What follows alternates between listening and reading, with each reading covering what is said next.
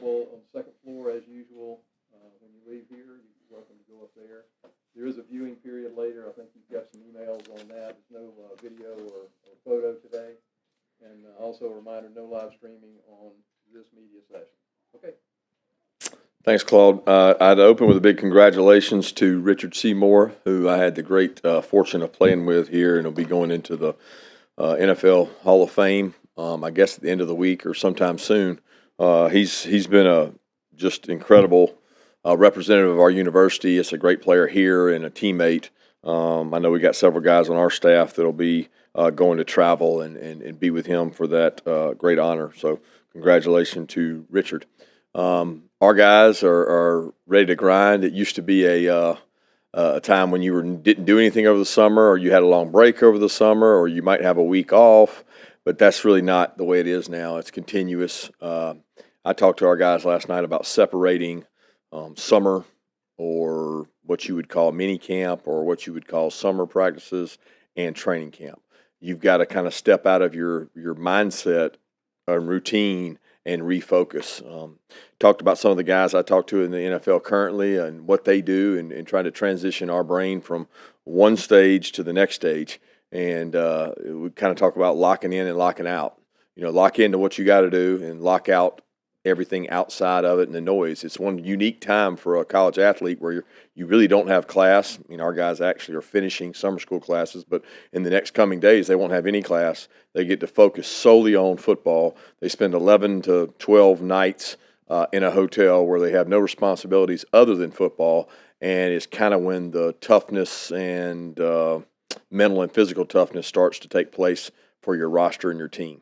So there's no way to really build for it other than to do it, and that's the stage we're in, and we're really focused on getting better. We got a lot of good players to replace, and we got a lot of good players to replace them with. So it's about getting the right guys on the bus and getting the guys in the right seats, just like it is every year. But I'm excited to get out there and get to work with them. Today will be our first time on the field, putting on helmets and getting after it together. I don't have an injury list to go through, but obviously you guys will want to ask questions, and I'll answer everything I can from an injury standpoint. So open it up for questions. If you have a question, raise your hand, and we'll get a full microphone to you, please.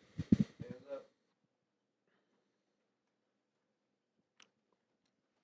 up. Yeah, Kirby, you mentioned in media days about the team being hungry and separating last year from this year. I was wondering how specifically you've seen that on the defense with replacing so many guys that went in the draft last year. Yeah, the defense is really both sides of the ball, and special teams has been hungry up to this point. We only spend a limited amount of time with them over the summer and the last couple of weeks, but a lot of excited guys. We talked to them last night about the number of snaps to replace. It's remarkable, the number of snaps, especially special teams, that we have to replace. A lot of your core defensive players make up your special teams, so there's a lot of experience there that's gone. So they've been excited, opportunistic. So guys have changed their bodies a little bit and in better shape, and I'm excited to see them go practice. They're excited to get out there. Kirby, at media days, you mentioned Tate wasn't quite cleared for football. Has anything changed just in the last few weeks? And then also, we didn't ask about E.J. Lightsey. Did he have any limitations once he's got to the team?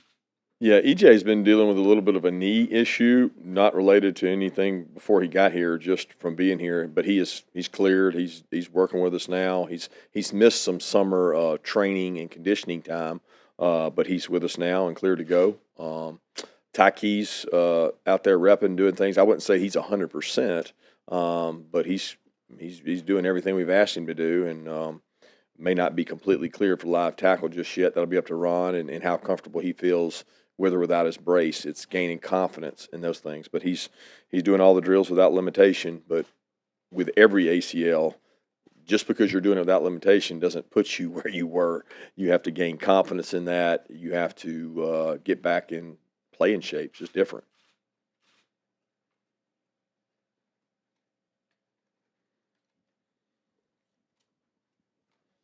Kirby, noticed that Malachi Starks was listed as an athlete on the roster. Haven't seen that before. Do you all have intentions of trying him out on both sides of the ball this fall? No.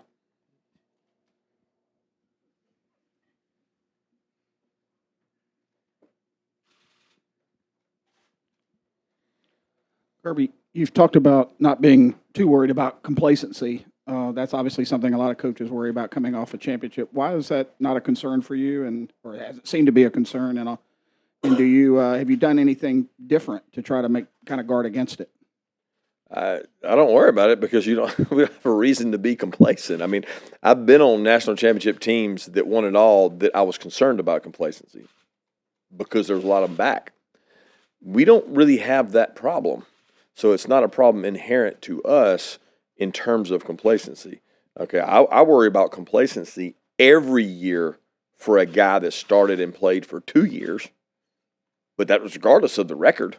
Like, it didn't matter if you won 8 games, 10 games, 12 games, or 15 games.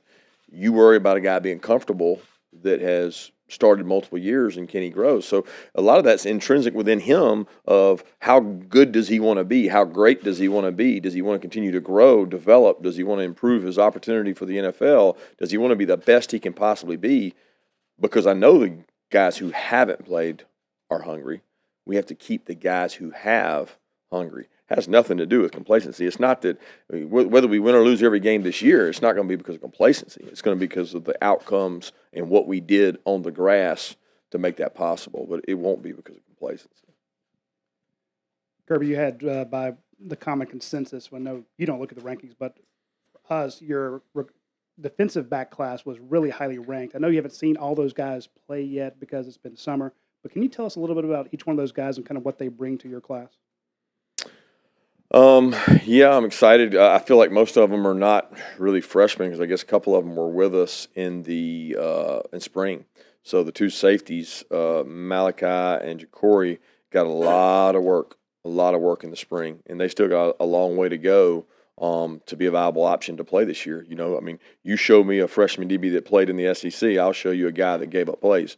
All right, that's the common denominator. Now, every now and then you have a guy come along who's just – you know, I think of when Stingley was a freshman. I think of a couple of those guys that had to play as freshmen and they played really big. It happens from time to time. And if you're going to have a guy be an elite player as a freshman, it's usually at a skill position like receiver, running back, or defensive back. I don't foresee one of those guys just coming in and dominating. A lot of the accolades that come with them, they dropped them at the door, and they go to sweating and they go to work.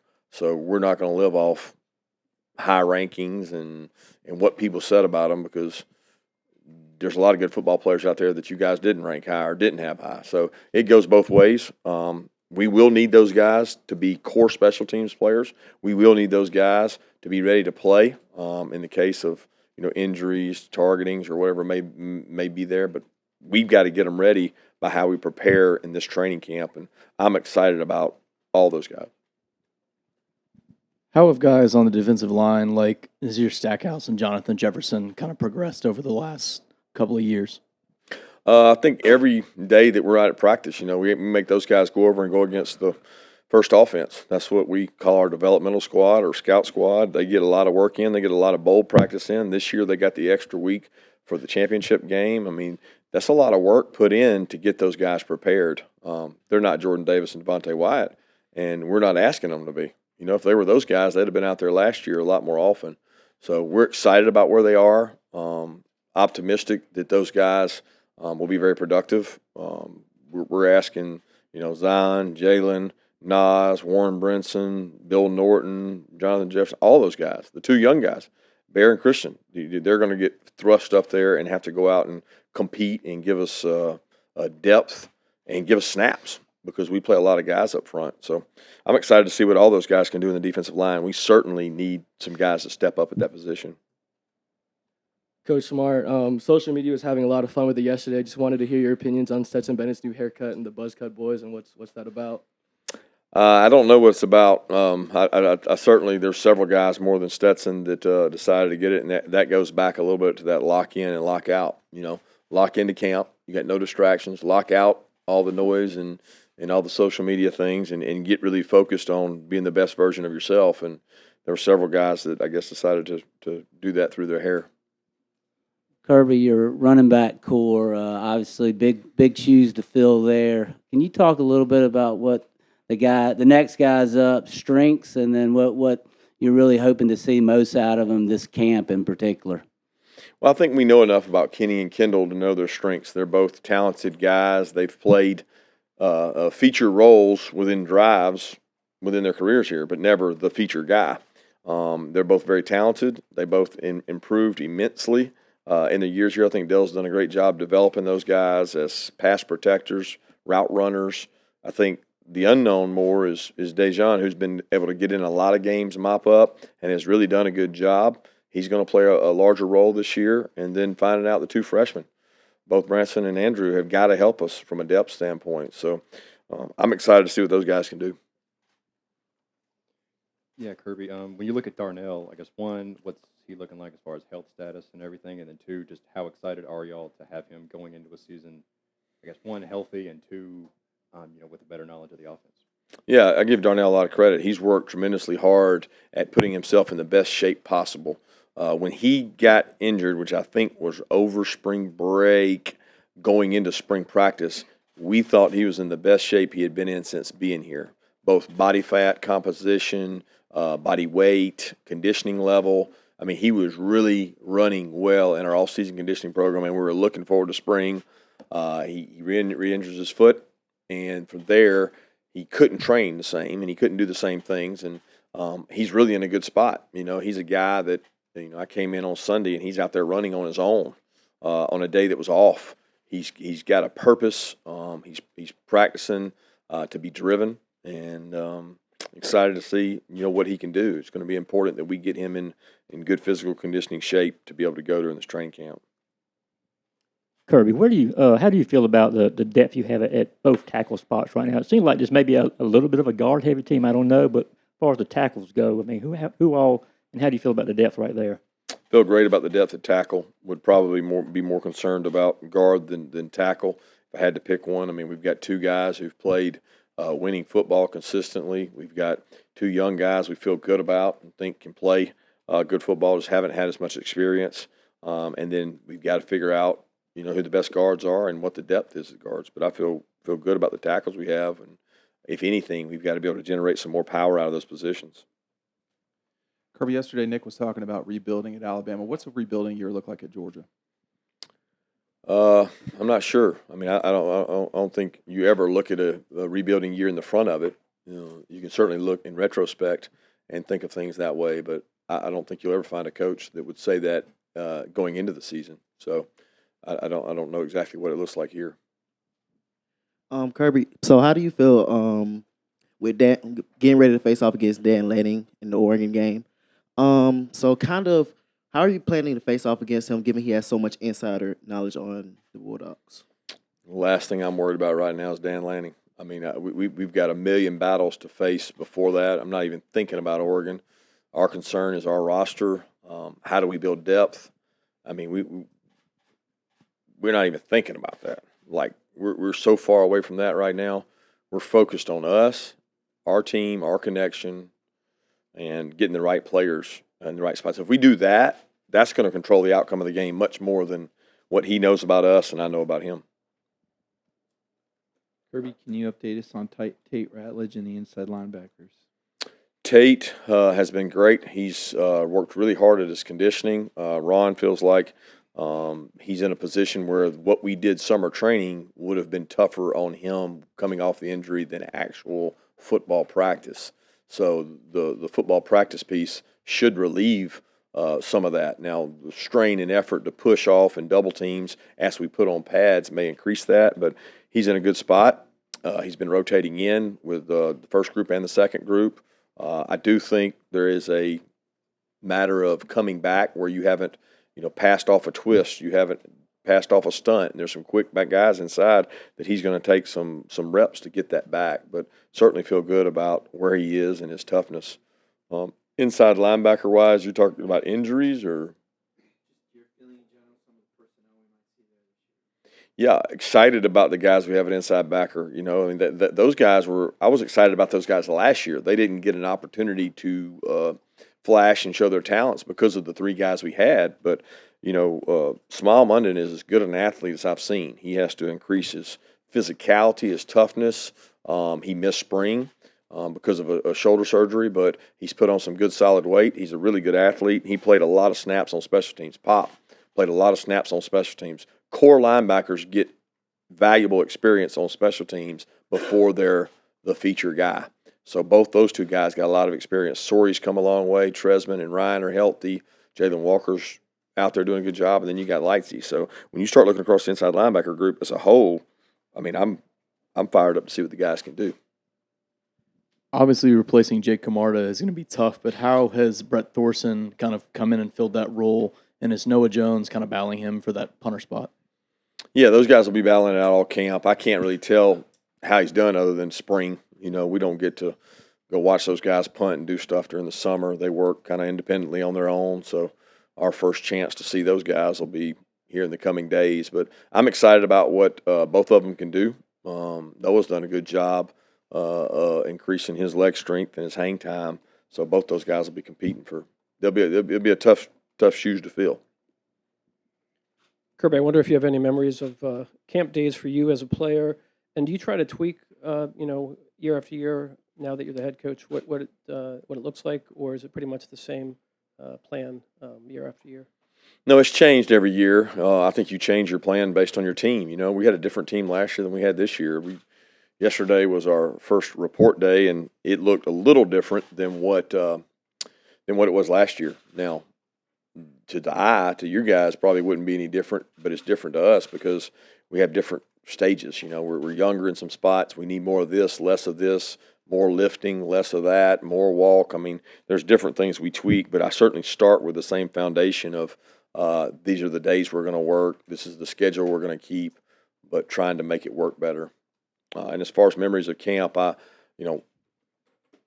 talked to the team last night about, my memories of training camp because everybody has to get in training camp mode. And I always said I would never be the coach that talked about how hard you had it and you had to walk 4 miles up the hill in the snow, and we had it tougher than them. And, Shockley and them had it made, and we had to go grind and do all this, but it's very evident when you see the old schedules and the format of 2 practices a day, full pads, picture day in the middle. I mean, these guys are never going to have 2 practices in the same day, and the required off time is different. So the demands were certainly were more. Kirby, can you talk a bit about how this year's offense compares to last year's offense, especially with the tight end group, but in general as well? Yeah, we've got a very talented tight end group this year. I thought we had a very talented tight end group last year. It just was not always all present. I think part of that is staying healthy. With your quarterback coming back and a lot of the skill positions coming back and a lot of young players coming back, a lot of the offensive line coming back, there's not going to be huge changes. What there's going to be is maybe higher execution, maybe the capacity to handle a little more information and do a little more than we've done in the past because guys are in the second year and third year, some cases, of doing it. So, we're going to challenge those guys to embrace the thought of doing more and embrace being better at your execution. It's not what play you call, it's how much better you do it than they do it. Chris Smith returns for his 5th year this year. You guys have had consistently strong safety play during your tenure here. How much does having him back help, and who might be playing next to him at that other safety spot with Lewis moving on? Chris has done a great job leading that group. I think he sets the tone each day for the work ethic. He's been a hard worker since he's been here. Tough guy because he plays bigger than he actually is. So we're very lucky and fortunate to have Chris back to help lead that secondary unit. As far as who will be opposite him, it's a lot of guys are in that mix. Take's worked there some. Dan's worked there some. The 2 freshmen will factor in there. David Daniel will factor in there. So we're not looking to find the starter opposite him. We're looking to find the 4 best safeties we can find. We unfortunately last year couldn't play dime in a lot of situations. We didn't have enough DBs. We don't know what that's going to look like this year in terms of do we have 6 effective DBs or are we more talented at the linebacker position that we got to have more linebackers on the field. Take 2 more questions. Coach, can you give us 1 or 2 strengths of the guys that are going to be battling for your guard spots? You mentioned the guards as an issue. You've got a lot of guys there, but what if Truss were to win, why would he do it? If Erickson were to get in there, why be the starter, why would it work out for him? Can you kind of give us their strengths? Yeah, the why would be based on how they practice, So I think that's hard because going into fall camp, training camp, They might have strengths in the eyes. One guy may be better at pass pro. One guy may be more powerful. One guy may be more intelligent. One guy may be more dependable because he's there every day and he's able to practice every day and he's not out for injury. But we're going to base the decision on how they practice. And I don't have that body of work to say what that is. But the guys will roll in there. Warren Erickson will be in there. Tate will be in there. Truss will be in there. Willick will be in there. Fairchild will be in there. I mean, all these guys are factors in there to compete for this job. And we want the best one to win out. But at the end of the day, we're going to have guys. Micah is another guy that's going to be in there competing for it. So there's a lot of guys that have played some football, but guard's a unique position because it's different than tackle. You can get attacked from all angles. You got to play with power. You got to play against the best defensive tackles in the country who line up across from you. The Jordan Davises and Devontaes are in our league, so you got to be able to withstand their pressure and them pushing the pocket. So you got to be able to generate power, and you got to be able to communicate outwardly to your tackle. So the factors that go into playing guard for us are endless, and we're going to figure out who the best guys are based on practices. Kirby, after G-Day, we talked to Kyrus, and he was really open, talking about he felt like he had untapped potential, that he hadn't been the Kyrus Jackson he felt like he could be at Georgia. Just what have you seen since then through the summer, getting ready for fall camp from Kyrus?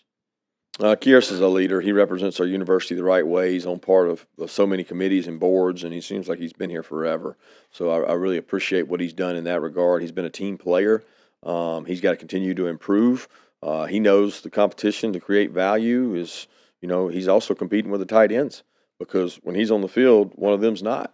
So for him, it's very important that he knows his role, he understands his role, and he creates value in the way he plays, whether it's special teams or at wide receiver.